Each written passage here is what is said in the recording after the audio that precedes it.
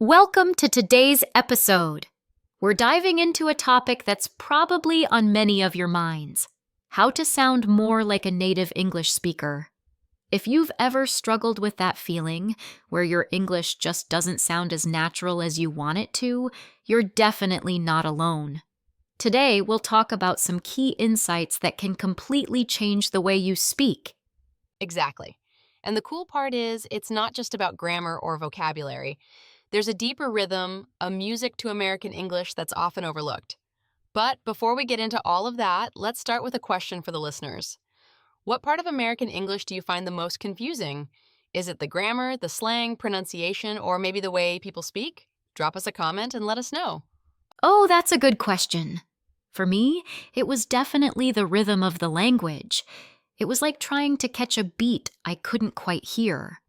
But once I started to understand that American English is more like music, with melody, rhythm, and emotion, everything changed. And that's the secret I'm really excited to share today. Yes, that musical side of language is something that most people don't even realize.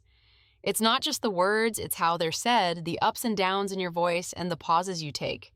If you listen carefully to native speakers, you'll notice that every sentence almost has a tune to it. It's like they're singing their words. Absolutely. Take the rising intonation, for example.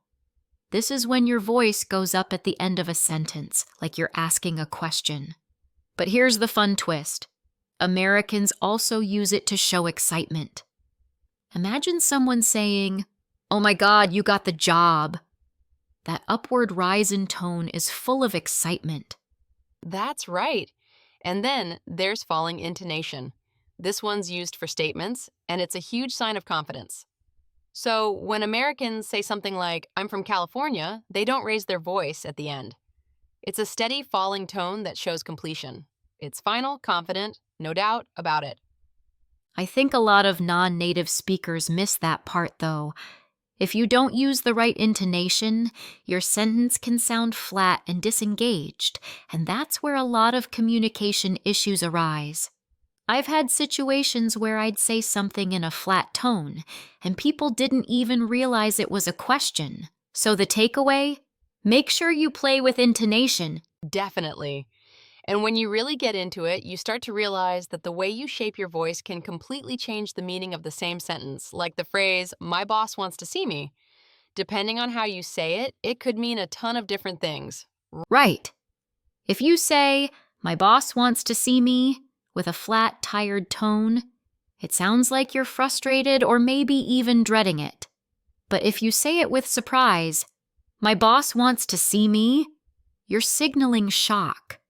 It's the same words, but it feels totally different based on the tone and emotion behind it. And this emotional connection is huge in American culture.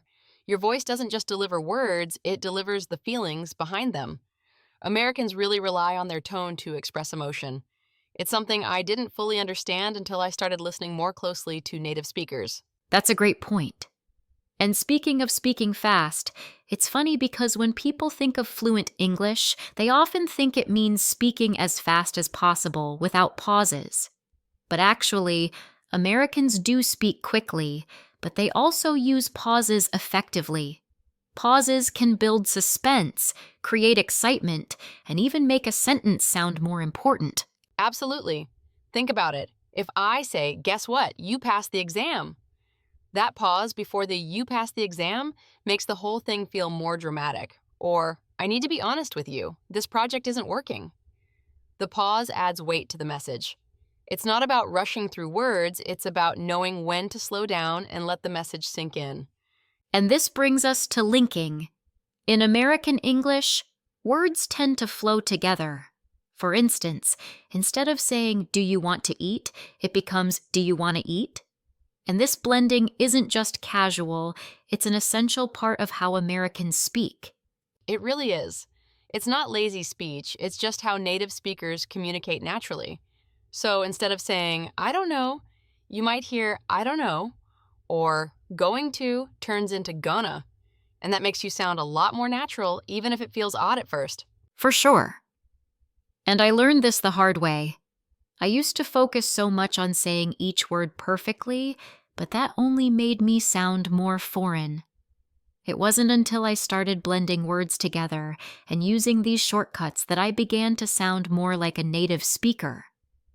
And let's not forget about stress timing. American English is stress timed, meaning that the important words get equal time while the less important ones are sped up. So when you say, I'm tired, it takes the same amount of time as saying, I'm really very tired. The little words speed up, but the key ones slow down. It's like keeping the beat in a song. The stressed syllables are your strong beats, and the unstressed ones are your filler beats. If you think of your speech like a rhythm, you'll sound more natural and fluid. That's such a cool way to think about it. And then, of course, there's exaggeration. Americans love to amplify things. If something is good, it's amazing or fantastic. If you say something is just fine, they might think you actually don't like it at all. Oh, totally. When an American asks if you like something and you say, it's nice, they might feel like you're being polite but secretly not impressed. So instead, say it's awesome or fantastic to show real enthusiasm. Yeah, it's all about showing that excitement and positivity. And body language plays a huge role in that too.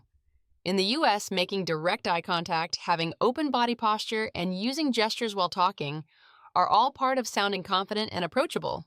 Exactly. When I first moved to the States, I remember my posture being very stiff compared to how Americans carry themselves. It's something I had to work on, but once I did, I felt like I was really connecting with people on a whole new level. It really does make a difference.